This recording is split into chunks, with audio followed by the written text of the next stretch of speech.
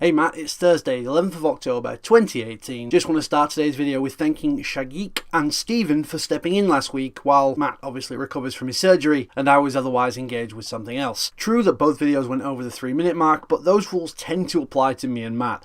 We haven't really outlined any rules for guests because we didn't plan on having guests this soon. I assumed that Matt did plan on having his appendix nearly explode. Now, I had a few different topics of discussion for today's video, but then the combination of Facebook memories and my friend Brandon kind of put all of those to a side because now I want to talk about something else. This morning, Facebook very helpfully showed me a picture of Brandon and I drinking back from 2014 while in Birmingham in the UK. And it got me thinking about friendships and how differences don't necessarily make for worse friendships and similarities. There seems to be this widely held belief that if you aren't similar or compatible in certain ways, then things ain't going to work out as far as friendships, relationships, business, partnerships, anything like that. And I think that is really way off the mark. Without trying to sound too sentimental, Brandon and I are best friends. We've gotten to know each other over these 8-9 years to become really close. We've both been there for each other during times of hardships, and we've been there during the better times to laugh about things. We try to meet in person at least twice a year because both of our lives are really busy. He's at university studying to be a radiographer. I've got 2 full-time jobs essentially, and it doesn't leave a lot of time for manoeuvring, especially when we live so far apart. Relatively speaking, any Americans watching this will think that's like a 5-minute walk compared to what some of you guys have to deal with, but you get the point. But if I was to list the similarities and the differences between Brandon and I, the difference list would be pages and pages longer than the similarities. Of course there are some similarities, but having differences opens up a whole new avenue of conversation, willingness to understand, more things to learn about each other and the world by looking at things through somebody else's viewpoint as well as your own can really help you grow as a person. So I used to use puns an awful lot, and sarcasm is something I use all the time, probably an excessive amount.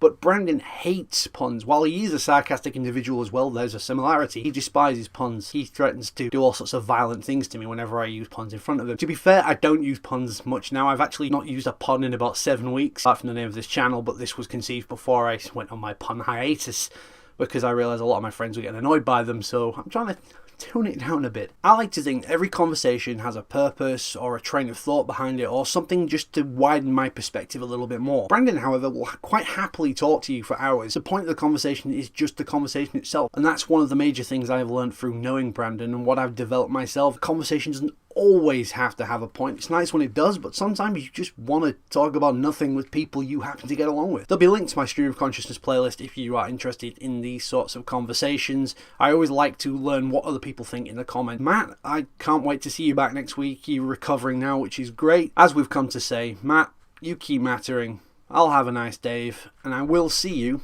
next week.